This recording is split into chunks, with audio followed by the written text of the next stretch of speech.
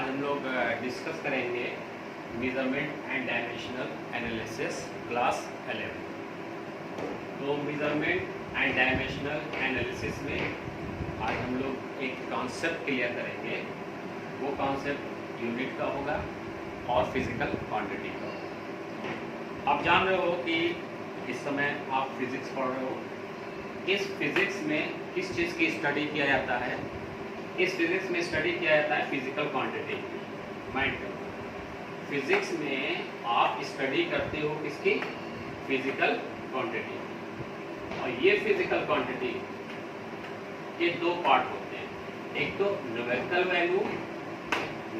Value या magnitude, दूसरा unit.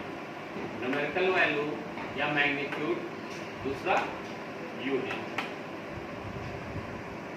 जैसे फिजिक्स में हम अगर मास की बात करते हैं तो आप पूछते हैं कि आपका मास कितना है, तो आप कितने बोलोगे? 35 kg बोलोगे। Means 35 kg। अगर हम रूम के टेम्परेचर की बात करें तो 25 डिग्री सेंटीग्रेड, यानी दो चीज़ आपको बोल रहे हैं। एक तो फर्स्ट जो बोल रहे हैं वो न्यूमेरिकल वैल्यू, और सेकंड जो बोल रहे हैं हम वो यूनिट। यानी आप जो फिजिकल क्वांटिटी की जो भी बात करो उसके दो पार्ट होता है। फर्स्ट जो बोलते हो वो क्या होता है? न्यूमेरिकल वैल्यू और मैग्नीट्यूड, और सेकंड जिस पे बात करते हो वो यूनिट की बात होती है।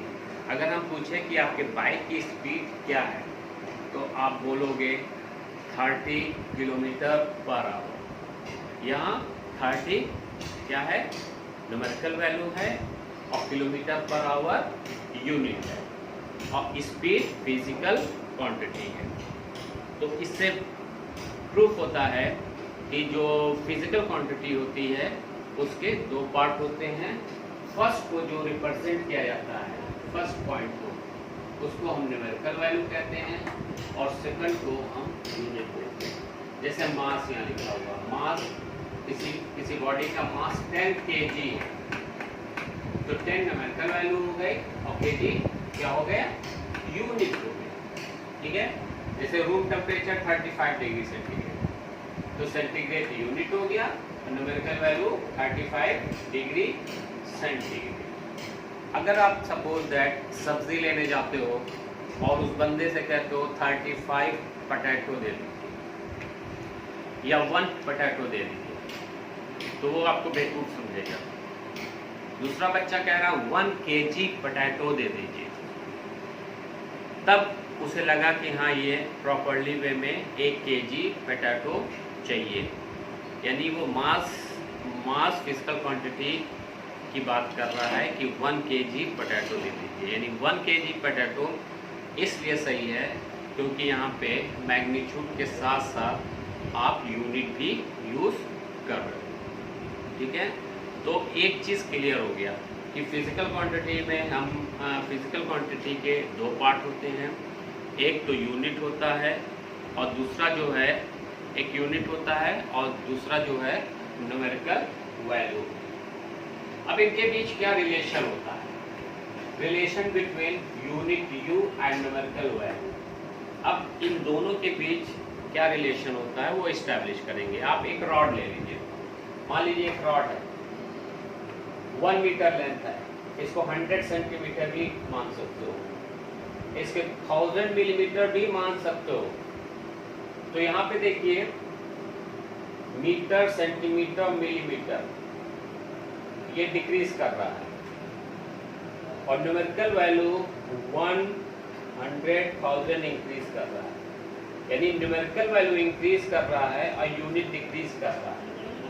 तो इसके बीच क्या रिलेशन हो गया है? इसके बीच रिलेशन इनवर्सली प्रोपोर्शनल का रिलेशन है।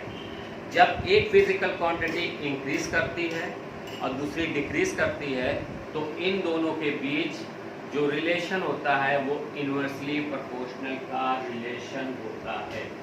तो इस इनवर्सली यानी एन और यू के बीच इनवर्सली प्रोपोर्शनल का रिलेशन होता है।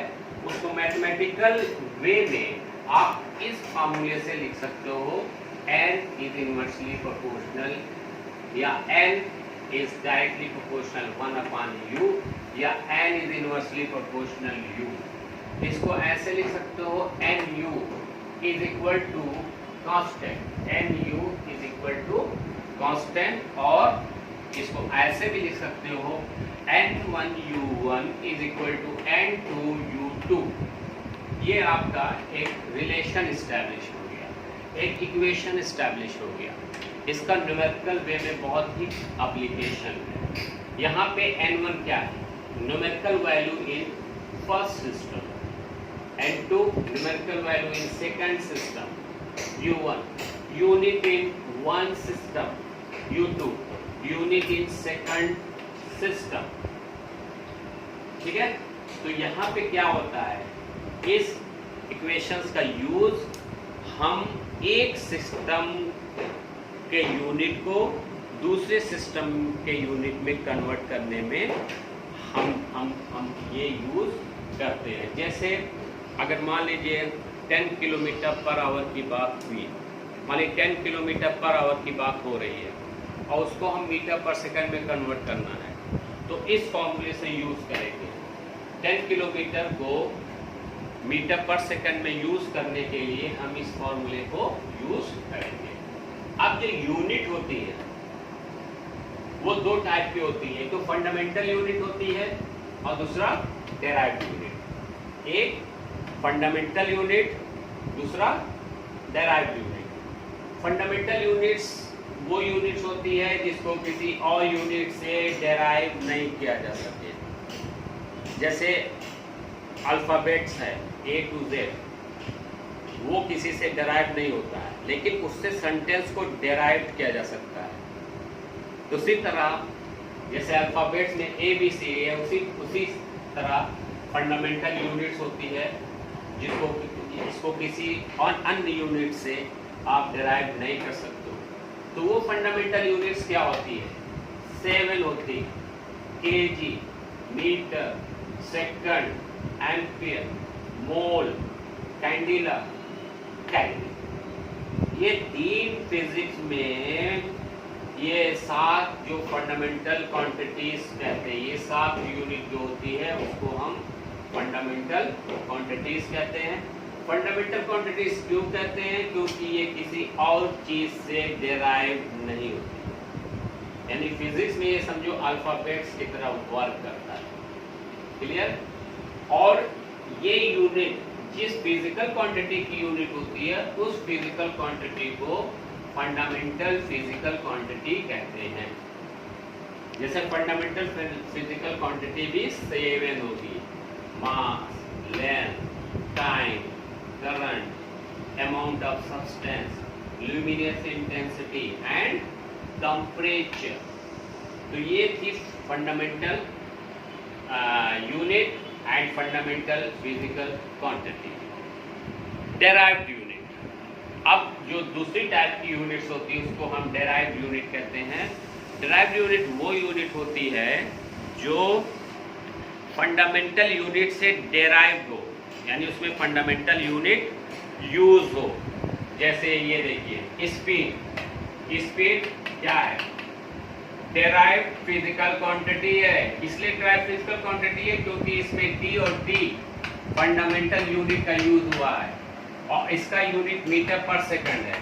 तो मीटर पर सेकंड किससे आया है? इससे आया है, फंडामेंटल फिजिकल क्वांटिटी से। तो इसलिए ये डेराइव्ड यूनिट हो गई। यानी डेराइव्ड यूनिट वो होती है जिसके यूनिट को हम फंडामेंटल यूनिट से डेराइव करते हैं, वही डेराइव्ड यूनिट होती है।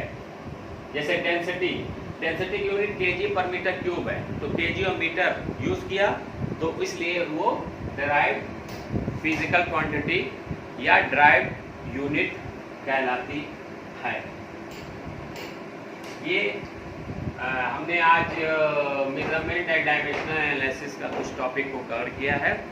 इसको आप कायदे से समझ लेना, जो नहीं समझ में आएगा वो हमसे डिस्कस करना। Okay, thank you.